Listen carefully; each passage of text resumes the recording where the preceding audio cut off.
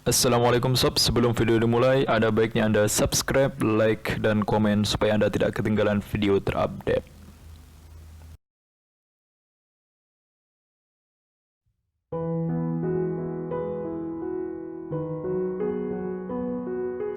Jadi kuncinya menurut saya dari yang diungkapkan oleh Pak Nur Somad itu gini, kita ini kalau bisa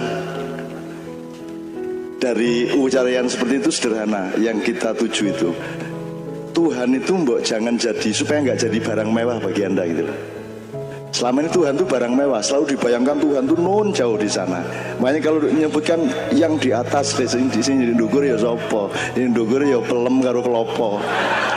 Selalu ngomong yang di atas. Padahal Tuhan mengatakan aku lebih dekat dari urat lehermu sendiri. Kan gitu. Jadi Tuhan itu bukan barang mewah, dia milikmu sehari-hari dan dia tidak pernah berhenti berinteraksi dengan kita.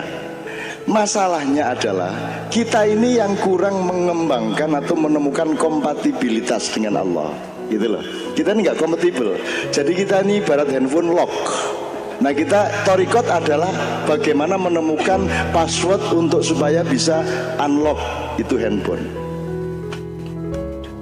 Nah password ini bisa berupa kerja keras, melukis tiap hari dengan khusyuk bisa, bertani, mencangkul dengan setia bisa. Nanti akan unlock dia. Bisa dengan menderita terus, tidak selesai-selesai, itu unlock juga. Silakan yang mau milih ini. Bisa juga dengan isyik. Isyik itu Anda nikmati betul. Anda nikmati kayak Mbak Surip itu dinikmati betul. Sampai ngapusi wong sa Indonesia mau beli helikopter itu dinikmati sama dia.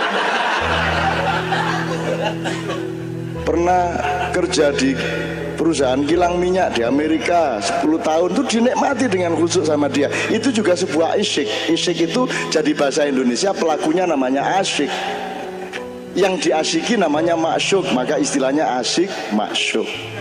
Itu juga sebuah isyik. Jadi Anda untuk dekat dengan Allah tidak harus pakai wiritan, atau wiritan itu bentuknya bisa macam-macam. Anda jualan mie tiap hari dengan khusyuk, Anda ngamen sungguh-sungguh melayani orang yang akan Anda perdengarkan lagu, itu juga sebuah wirid, itu juga sebuah cara untuk unlock. Setelah unlock Anda mendapatkan, Anda menjadi kompatibel dengan Tuhan. Seneng mana Anda jadi orang kaya karena diizinkan Tuhan atau karena ditakdirkan Tuhan? Ngerti bedanya? Diizinkan sama ditakdirkan. Kematian seseorang bisa kematian yang diizinkan Tuhan, bisa kematian yang ditakdirkan Tuhan. Kalau kematian yang ditakdirkan itu memang 100% Tuhan yang bikin. Tapi kalau dibom di Marriott, itu bukan Tuhan 100% bikin, cuman Tuhan mengizinkan itu terjadi. Nah, bom Marriott itu bisa juga terjadi pada kasus-kasus lain yang mungkin lebih sederhana. Ada orang mati karena unsur kimia obat-obatan yang dimasukkan melalui infus itu tidak kompatibel satu sama lain, akhirnya dia terbunuh meskipun tidak bisa dibuktikan dan tidak bisa menjadi kasus dan tidak bisa disebut malpraktek. Jadi ada kematian yang ditakdirkan Allah, ada kematian yang dibikin oleh sesama manusia tetapi diizinkan oleh Allah. Dan itu bukan hanya kematian, apa saja. Anda mau menjadi kaya yang diizinkan Tuhan atau kaya yang ditakdirkan Tuhan? Enak mana? Kalau ditakdirkan Tuhan Anda tidak punya masalah, wong Tuhan yang bikin kok. Tapi kalau Anda tujuannya cari duit dan dapat duit bener, sukses bener, Tuhan cuman ya enggak apa-apa silahkan, tapi kamu bukan kekasihku. Kamu kaya enggak apa-apa, kamu jadi presiden terus 2 kali enggak masalah. Tapi itu hanya izinku bukan takdirku. Nah milih mana? Ditakdirkan apa diizinkan? Ditakdirkan. Nah caranya unlock, maka Anda harus kompatibel sama Tuhan. Nah kompatibilitas ini ditempuh dengan berbagai cara yang namanya torikot tadi. Maka ada yang pakai wirid ini itu, ada kalau Gusmi itu nyuruh Al-Waqiah 700 kali ya, memudar pisan urung karuan kelakon ya 700. Ya faal, ya faal, ya faal. Kalau ya faal tok itu ya 1000 kali itu paling 10 menit gitu ya. Tapi kalau Al-Waqiah sak surat itu 1 halaman setengah ping 700. Wes Gus aku mlebu neraka Gus, wes timbangane maca Al-Waqiah saene kae. Ya. Tapi saya ingin mengatakan kepada Anda, jangan asing po sama Allah itu, jangan asing. Dan juga tidak usah sinis sama Allah gitu loh. Itu orang alim itu loh. Gak apa-apa alim ya baba. Gitu loh, tidak usah sinis. Kita tuh kan punya kecenderungan untuk sinis kepada orang alim, kan gitu. Ya toh? Jadi ini kesombongan orang tidak alim gitu loh. Nah makanya saya itu mendekat ke Anda dengan apa? Biar saya wiritan, saya tidak pakai peci. Supaya apa? Supaya Anda percaya bahwa itu juga bisa Anda lakukan. Bahwa Allah itu tidak menghitung pecimu. Allah tidak menghitung apa, la yanzuru ila ajsamikum wala ila suwarikum walakinallaha yanzuru ila qulubikum. Allah tidak melihat pecimu, tidak melihat pakaianmu, tidak melihat rupamu, tidak melihat raimu ya. Tapi yang dilihat adalah kesucian dan kesungguhan hatimu, kan begitu. Nah, terakhir sekali compatibility ya, compatibility Anda itu akan menentukan Anda tinggal meningkat. Jadi kalau Rasulullah, nabi-nabi, rasul-rasul sama Tuhan memang sudah di set up, sudah diinstal dari awal. Nggak usah kagum sama nabi. Wah, memang sudah diinstal sejak dulu kok. Jadi kalau Rasulullah bilang hiduplah miskin, hiduplah berat, ya sampai nabi akhirnya tutup, akhirnya preman ya.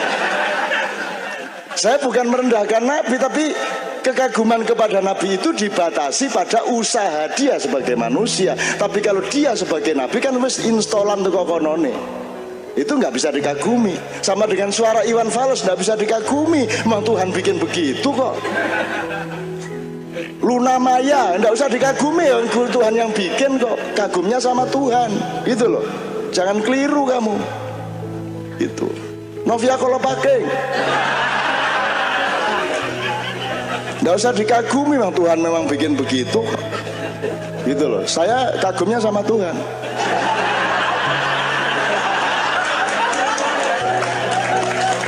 Ya tapi dia memiliki saham untuk mengusahakan kecantikannya aktual dengan perilakunya, kan begitu. Nah, mosok wani aku karo bojo, gak wani aku mesti endingnya mesti tak lem lah. Bagus, kalimatnya bagus, selamat. Iya, kira-kira ya poso 3 minggu belain. Jadi ngerti historikot ya. Jadi tidak harus ikut Naksabandi, tidak harus ikut Sazilia, tidak ikut apa. Dodolo bakmi sing tekun nih torikot. Ngojek yang sungguh-sungguh menghormati penumpang, meskipun wewe gombel sing numpak hormatono. Dan itu biasanya dari 100 penumpang ada 1-2 hantu biasa itu. Itu harus dianggap sebagai bonus yang asyik dari Allah Subhanahu wa taala. Gitu loh. Nek sampean nggak pernah mengalami hantu juga ndak asik, harus pernah mengalami hantu. Saya jagain Rendra aja ada hantunya kok. Hantunya wanita berambut merah, Rendra juga lihat, saya juga lihat, dan semua juga melihat. Itu teman-teman sekalian. Jadi tolong Anda nikmati semua itu dengan rasa syukur. Nanti kita akan sampai ke sesi yang kedua dan kita akan mendengarkan juga beliau tadi sudah janji sama saya nyanyi. Sebab dulu yang ngursus ngaji saya itu Ustaz Hasan. Wis lali ya. Lafadznya selali. Aja ngono ta sampean niku. Ini dulu kiai, ini rada mirip Gus Dur. Gus Dur itu kuliah di Mesir tapi malas kuliah dan selalu mempengaruhi mahasiswa lain teman-temannya agar jangan kuliah. Itu Gus Dur. Selalu diajak main band atau nonton sepak bola. Kaya apa kuliah mosok ngene gak iso niku. Wow, itu kalau Gus Dur. Itu. Nah ini juga gitu ini. Ini anaknya kiai saya waktu di Gontor, waktu itu beliau kira-kira dia kakak kelasnya kakak saya. Beliau ini. Saya kelas 1, beliau sudah ustadz. Jadi berarti kalau kakak saya kelas 6, beliau sudah ustadz. Dan saya tidak pernah mengenal beliau sebagai santri atau kiai sebab yang menonjol itu pingpong juara, sepak bola juara. Oh meneh. ngeband. Pokoknya iya, Kiroah juga juara. Kiroah sebelum datang saya lah. Ya. Iya ngaku aja sampean. Begitu datang saya kan lumayan lah. Pokoknya kalau saya ikut lomba itu dewan jurinya sudah tidak bekerja, tidur. Lu kok tidur? Terus mesti menang situ iku. Ah gitu. Gitu apa-apa sumbung ngong diusir salah ya aku. Nah, saya diusir dari kantor kok.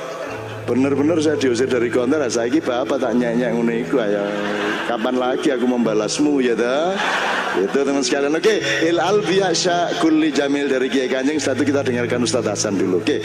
Allahumma sholli wa sallim ala sayyidina Muhammad